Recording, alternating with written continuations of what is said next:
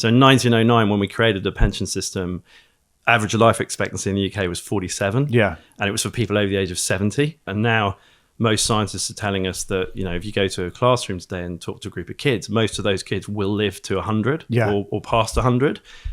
But if they want to stop working at 55 or 60, that implies they've got 40 years to fund. And so and at the same time, the actions of governments and central banks for the last kind of 50 years or so have caused all this inflation that's now coming home to roost. And without wanting to sound too smug, if you read the book, you know that I was writing about that 10 years ago. Yeah. Right? And it's now all beginning to, the cracks are beginning to appear in that system. And it's partly because of that demographic bulge. It's the fact that, people, the actions of governments have meant that inflation is much higher. Interest rates have been kept too low for too long. But what does that actually mean for people? It means, you really need to sort out the fact that you might want to fund yourself for like 40 or 50 years if you want to retire at 60 and live to like 110, which you might be able to. It's like the realization of you're going to be out of work longer than you were in it, but you're not saving half your income. So how do you expect to maintain this quality of life now out of work, essentially? And that, so in the book, I describe that as the bad news, right? Yeah.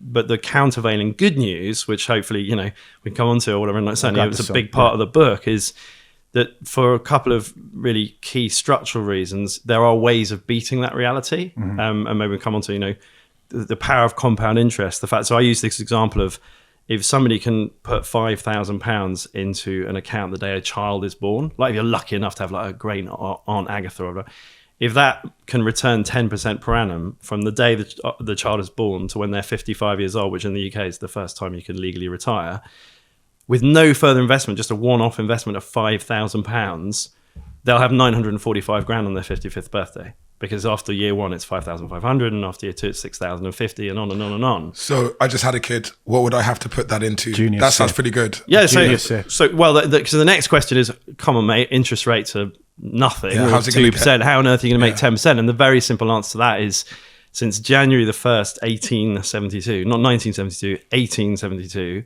to the end of last year, the return of equities, of shares, of the US stock market was just over 9%.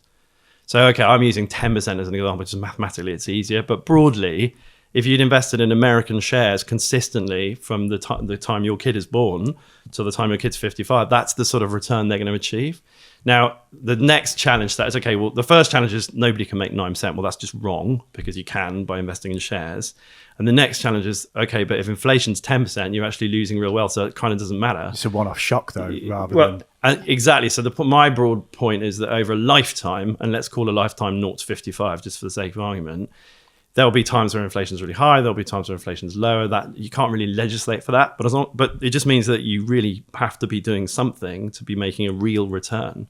So a return that's above inflation. And so if you've got a kid, you can use a junior ISA, where you can shelter about £9,000 from any capital gains tax. So all the profits your kid makes, you get to keep, and then just invest in the stock market or a stock market. What about people who aren't as lucky as my kid, who aren't going to have 5,000 from the day they're born? Someone like me, 35 years old, say I haven't invested any, I have a little bit, but say I haven't invested anything, how am I going to make it to retirement without being homeless and broke and have no heating in the winter? Well, yeah, I mean, it's a really tough question. And one of the hardest things I have is a lot of really kind people send me lovely messages saying, I really enjoyed your book, but there's not much I can do when a 70-year-old sends me a message saying, oh my God, I wish I'd read this like 50 years ago. What am I going to do? And it's tough, that because we've equipped people really badly through the education system for so long. Like nobody talks about it. Most people with economics degrees, let alone maths teachers at a primary school, have a really fundamental, solid grasp of how to do this stuff, and that's part of our mission. But I mean, I guess the answer is if you have got to that, sadly, the harsh reality is you're going to have to figure out how to earn more, and you're going to have to really be on a crash course about financial affairs and figuring out. But, what we, and hopefully your audience, hopefully most of our audience, people who might watch this, will be young enough to kind of make a difference. Because I always say, basically, if you've got at least 20 years and you start getting the pieces in place and doing a good job, that is more than enough to do a really good job. And that's good news. But also to like, a positive spin on that. If you're living longer, you can work longer into retirement, can't you? So if you are 55 thinking, oh God, you might just go, well, actually, I just push it back a little bit. A 75-year-old scientist who's still really got their wits about them has had 50 years of like study and reading and, scientific work and everything else. So in many ways, as the world hopefully improves, I mean, the other big thesis you might know that I'm all about is actually the world's the best it's ever been and it's getting better. And I think you can evidence that quite empirically. And it's a real tragedy. One of the biggest kind of, if you like, the bigger pandemic for me today is a pandemic of negativity. Yeah. Is that everyone's looking at the world going, yeah, and the UK is terrible for that. Exactly. Actually, on every measure that matters, peace, wealth, longevity, leisure, travel, the fact that you can go, there are football stadiums and beach bars. I mean, it sounds a bit spurious, but the world is so much better than how grindingly cold and dangerous it was in like 1900 or 1800 or 1700.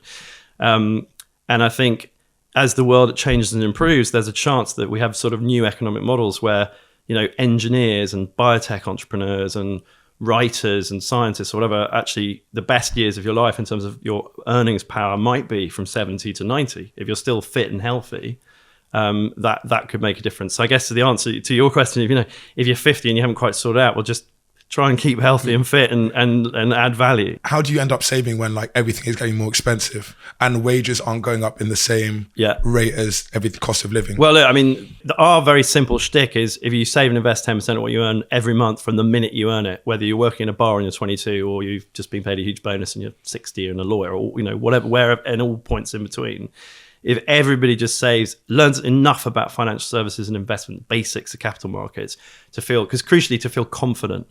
Like they're not scared. The reason that people don't do this is because they feel scared they'll lose it. And there's that misunderstanding of risk. But once you have a certain understanding of comfort and the spectrum of financial products and how you can use, if you spread your assets sensibly and also the merits of investing every month, if you do that over time, right now is a tricky time for sure.